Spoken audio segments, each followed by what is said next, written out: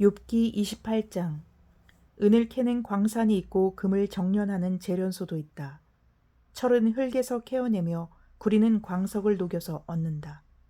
광부들은 땅속을 깊이 파고 들어가서 땅속이 아무리 캄캄해도 그 캄캄한 구석구석에서 광석을 캐어낸다. 사람이 사는 곳에서 멀리 떨어진 곳, 사람의 발이 가 닿지 않는 곳에 사람들은 갱도를 판다. 줄을 타고 매달려서 외롭게 일을 한다. 땅 위에서는 먹거리가 자라지만 땅 속은 같은 땅인데도 용암으로 들끓고 있다.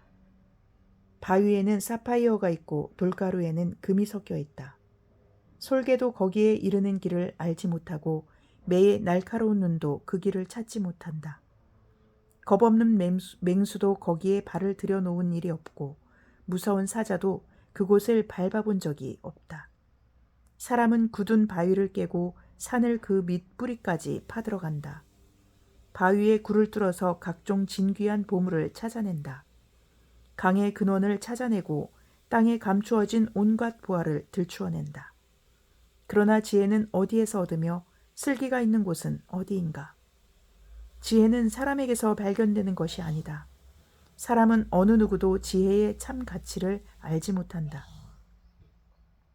깊은 바다도 나는 지혜를 감추어 놓지 않았다 하고 말한다.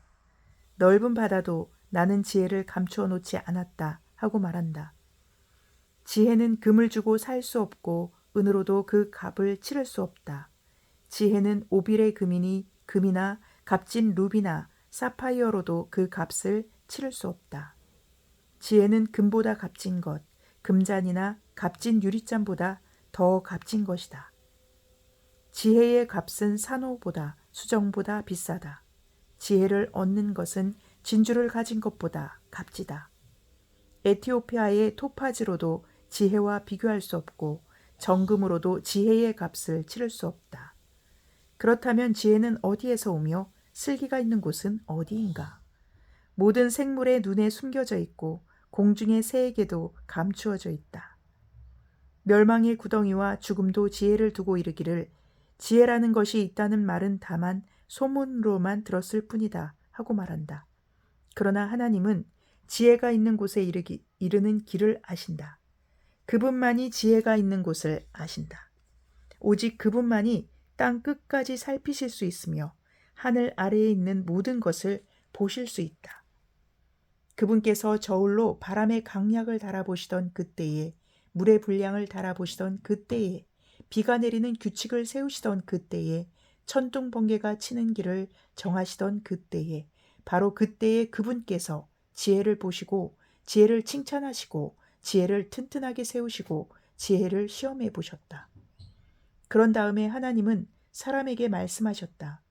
주님을 경외하는 것이 지혜요, 악을 멀리하는 것이 슬기다. 욥기 29장. 욥이 다시 비유를 써서 말하였다.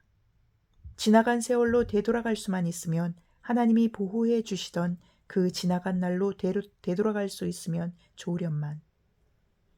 그때에는 하나님이 그 등불로 내 머리 위를 비추어 주셨고 빛으로 인도해 주시는 대로 내가 어둠 속을 활보하지 않았던가. 내가 그처럼 잘 살던 그 시절로 다시 돌아가서 살 수 있으면 좋으련만. 내 집에서 하나님과 친밀하게 사귀던 그 시절로 되돌아갈 수 있으면 좋으련만. 그때에는 전능하신 분께서 나와 함께 계시고 내 자녀들도 나와 함께 있었건만. 젖소와 양들이 젖을 많이 내어서 내 발이 젖으로 흠뻑 젖었건만. 돌짝밭에서 자란 올리브 나무에서는 올리브 기름이 강물처럼 흘러나왔건만.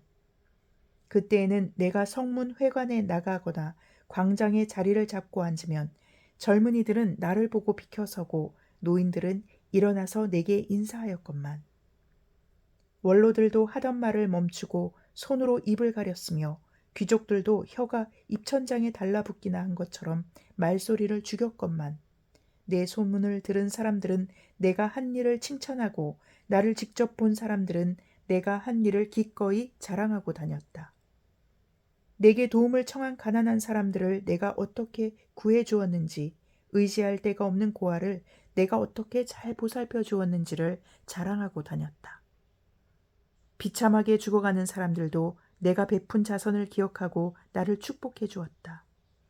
과부들의 마음도 즐겁게 해주었다. 나는 늘 정의를 실천하고 매사를 공평하게 처리하였다. 나는 앞을 못 보는 이에게는 눈이 되어주고 발을 저는 이에게는 발이 되어주었다. 궁핍한 사람들에게는 아버지가 되어주고 알지도 못하는 사람들의 하소연도 살펴보고서 처리해 주었다. 악을 행하는 자들의 턱뼈를 으스러뜨리고 그들에게 희생당하는 사람들을 빼내어 주었다. 그래서 나는 죽을 때까지 이렇게 건장하게 살 것이다. 소털처럼 많은 나날 불사조처럼 오래 살 것이다. 나는 뿌리가 물가로 뻗은 나무와 같고 이슬을 머금은 나무와 같다. 사람마다 늘 나를 칭찬하고 내 정력은 쇠하지 않을 것이다. 하고 하였건만 사람들은 기대를 가지고 내 말을 듣고 내 의견을 들으려고 잠잠히 기다렸다. 내가 말을 마치면 다시 뒷말이 없고 내 말은 그들 위에 이슬처럼 젖어들었다. 사람들은 내 말을 기다리기를 단비를 기다리듯 하고 농부가 봄비를 기뻐하듯이 내 말을 받아들였다. 내가 미소를 지으면 그들은 새로운 확신을 얻고 내가 웃는 얼굴을 하면 그들은 새로운 용기를 얻었다. 나는 마치 군대를 거느리는 왕처럼 슬퍼하는 사람을 위로해주는 사람처럼 사람들을 돌보고 그들이 갈 길을 정해주곤 하였건만. 욥기 30장. 그런데 이제는 나보다 어린 것들까지 나를 조롱하는구나. 내 양떼를 지키는 개들 축에도 끼지 못하는 쓸모가 없는 자들의 자식들까지 나를 조롱한다. 젊어서 손에 힘이 있을 듯하지만 기력이 쇠하여서 쓸모가 없는 자들이다. 그들은 가난과 굶주림에 허덕여서 몰골이 흉하며 메마른 땅과 황무지에서 풀뿌리나 씹으며 덤불 속에서 자란 쓴 나무를 캐어 먹으며 대쌀이 뿌리로 끼니를 삼는 자들이다. 그들은 사람 축에 끼지 못하여 동네에서 쫓겨나고 사람들이 마치 도둑을 쫓듯이 그들에게 도둑이야 하고 소리를 질러 쫓아버리곤 하였다. 그들은 급류에 패여 벼랑진 골짜기에서 지내고 땅굴이나 동굴에서 살고 짐승처럼 덤불 속에 움츠리고 있거나 가시나무 밑에 몰려서 웅크리고 있으니 그들은 어리석은 자의 자식들로서 이름도 없는 자의 자식들로서 회초리를 맞고 제 고장에서 쫓겨난 자들이다. 그런데 그런 자들이 이제는 돌아와서 나를 비웃는다. 내가 그들의 말거리가 되어버렸다. 그들은 나를 꺼려 멀리하며 마주치기라도 하면 서슴지 않고 침을 뱉는다. 하나님이 내 활시위를 풀어버리시고 나를 이렇게 무기력하게 하시니 그들이 곱비 풀린 말처럼 내 앞에서 날뛴다. 이 천한 무리들이 내 오른쪽에서 나와 겨루려고 들고 일어나며 나를 잡으려고 내가 걷는 길에 덫을 놓고 나를 파멸시키려고 포위망을 좁히고 있다. 그들은 내가 도망가는 길마저 막아버렸다. 그들이 나를 파멸시키려고 하는데도 그들을 막을 사람이 아무도 없다. 그들이 성벽을 뚫고 그 뚫린 틈으로 물밀듯 들어와서 성난 파도처럼 내게 달려드니 나는 두려워서 벌벌 떨고 내 위엄은 간 곳 없이 사라지고 구원의 희망은 뜬구름 사라지듯이 없어졌다. 나는 이제 기력이 쇠하여서 죽을 지경에 이르렀다. 지금까지 나는 괴로운 나날들에 사로잡혀서 편하게 쉬지 못하였다. 밤에는 뼈가 쑤시고 뼈를 깎는 아픔이 그치지 않는다. 하나님이 그 거센 힘으로 내 옷을 거세게 잡아당기셔서 나를 옥기처럼 휘어감으신다. 하나님이 나를 진흙 속에 던지시니 내가 진흙이나 쓰레기보다 나을 것이 없다. 주님, 내가 주님께 부르짖어도 주님께서는 내게 응답하지 않으십니다. 내가 주님께 기도해도 주님께서는 들은 채도 않으십니다. 주님께서는 내게 너무 잔인하십니다. 힘이 세신 주님께서 힘이 없는 나를 핍박하십니다. 나를 들어올려서 바람에 날리게 하시며 태풍에 휩쓸려서 흔적도 없이 사라지게 하십니다.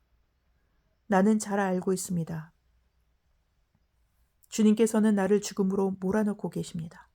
끝내 나를 살아있는 모든 사람들이 다 함께 만나는 그 죽음의 집으로 돌아가게 하십니다. 주님께서는 어찌하여 망할 수밖에 없는 연약한 이 몸을 치십니까? 기껏 하나님의 자비나 빌어야 하는 것밖에는 아무것도 할 수 없는 보잘것없는 이 몸을 어찌하여 그렇게 세게 치십니까? 고난받는 사람을 보면 함께 울었다. 궁핍한 사람을 보면 나도 함께 마음이 아파하였다. 내가 바라던 행복은 오지 않고 화가 들이닥쳤구나. 빛을 발았더니 어둠이 밀어닥쳤다. 근심과 고통으로 마음이 갈기갈기 찢어지고 하루도 고통스럽지 않은 날이 없이 지금까지 살아왔다. 햇빛도 비치지 않는 그늘진 곳으로만 침울하게 돌아다니다가 사람들이 모여있는 곳에 이르면 도와달라고 애걸이나 하는 신세가 되고 말았다. 나는 이제 이리의 형제가 되고 타주의 친구가 되어버렸는가. 내가 내 목소리를 들어보아도 내 목소리는 구슬프고 외롭다. 살갗이 검게 타서 벗겨지고 뼈는 열을 받아서 타버렸다. 수금 소리는 통곡으로 바뀌고 피리 소리는 애곡으로 바뀌었다. 시편 25편. 주님, 내 영혼이 주님을 기다립니다. 나의 하나님, 내가 주님께 의지하였으니 내가 부끄러움을 당하지 않게 하시고 내 원수가 나를 이기어 승전가를 부르지 못하게 해주십시오. 주님을 기다리는 사람은 수치를 당할 리 없지만 함부로 속이는 자는 수치를 당하고야 말 것입니다. 주님, 주님의 길을 나에게 보여주시고 내가 마땅히 가야 할 그 길을 가르쳐 주십시오. 주님은 내 구원의 하나님이시니 주님의 진리로 나를 지도하시고 가르쳐 주십시오.